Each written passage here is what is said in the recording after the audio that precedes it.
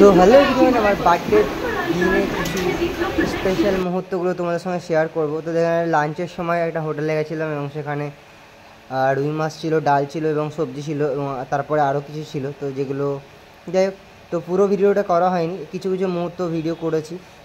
তো এখানে বার্থডের বেলুন সাজানো হচ্ছে, তো আমি খুব খুশি হয়েছি। থ্যাংক ইউ সো মাচ এত কিছু মানে সেলিব্রেশন, এত কিছু আয়োজন করার জন্য আমি খুব খুশি হয়েছি। তো থ্যাংক ইউ সো মাচ।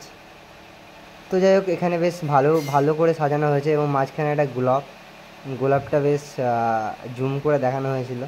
তো যাই হোক, সব কিছু ভিডিও করা হয়নি, জাস্ট বাড়ি ঘরের মধ্যে যেগুলো করা হয়েছে, মানে বন্ধুদের সঙ্গে যেগুলো করা হয়েছে সেগুলো ভিডিও করতে পারিনি।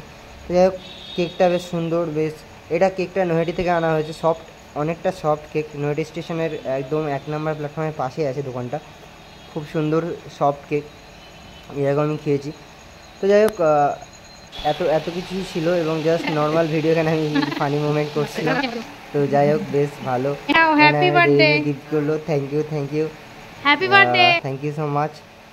তো আমি জাস্ট এখানে কিছু কিছু মুহূর্তগুলো তোমার সামনে তুলে ধরলাম বার্থডের, এবং বার্থডে সেলিব্রেশন চলছে। এবং প্লিজ সবাই কমেন্ট করে জানিও, মানে কমেন্টে উইশ করো পারলে। থ্যাংক ইউ, আমি ভীষণ এক্সাইটেড ছিলাম।